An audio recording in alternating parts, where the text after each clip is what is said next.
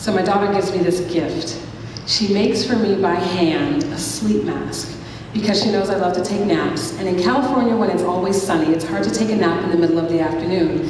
So she took her time and she made a sleep mask. She hand-stitched it, she stuffed it with cotton balls, she wrapped it up and she gave it to me on Mother's Day, and I loved it. But the reality is that this particular gift was made by a 9-year-old. And so when I tried to use it to take a nap, it didn't quite fit. And although I appreciated it, I let it sit on my nightstand, and eventually it kind of rolled under the bed and I forgot about it. Well, she came to me one day and she said, "Mommy, do you like the gift that I made you, the sleep mask?" And I said, "Baby, I love it so much."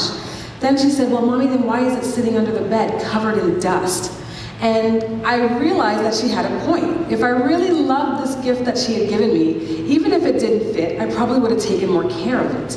And that's when I started to realize that our bodies are a gift. And I think that many of us have forgotten that our bodies are a gift from God. And the way we take care of our bodies tells God how much we value the gift and how much we value the gift giver. Many of us have taken our bodies and we've set it up on a shelf and we've decided not to take care of it in the way that we should. Eating properly, exercising, spending time with God daily, sunshine, drinking water. Those are all things that we know that we should be doing on a regular basis, but many of us haven't.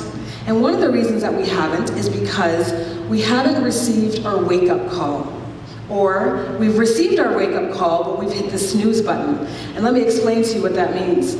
When I was, just after I had my 3rd child, I was having some issues with my back. And as a physical therapist, I spent a lot of time self-treating. I was taking care of my back on my own, doing what I could to manage the pain. Well, I got to a point where I couldn't manage the pain by myself any longer. So I went into a surgeon's office, and he took an x-ray of my back, and he looked at it and he said, "Tansy, your back looks fine, your spine looks great, just like out of a textbook. I think you should just continue with your exercises, lose a little bit of weight, and everything should be fine." Well, as I was leaving the doctor's office, the x-ray technician called him back. And he said, "Doctor, you missed the spot on the x-ray." And the doctor went back, he looked at the film on the screen, and he pointed to an area and circled it. And the doctor said, "Are you sure this is her x-ray?" And he said, "I'm positive." Well, he came back to me and he looked embarrassed at the fact that he missed this glaring fracture in my spine. He said, "You have a fracture." And I thought, well, how does that change what you said before? He said, "I think that it's a stable fracture, but from now on, getting healthy, participating in exercise every day, and losing weight is critical."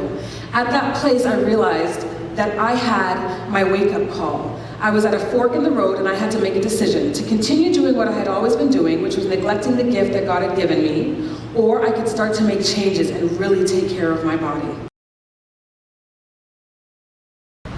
So the reason I want to share my story with people is because I remember the days when I was overcome with depression. I remember the days where I felt like there was no hope.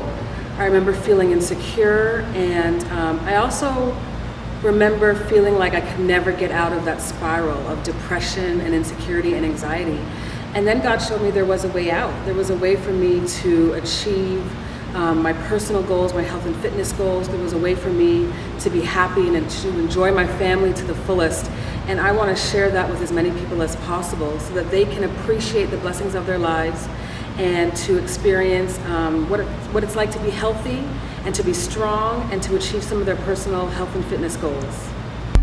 So pull me out of this mess I'm in, 'cause I know I'm wandering. Leave my soul back home again.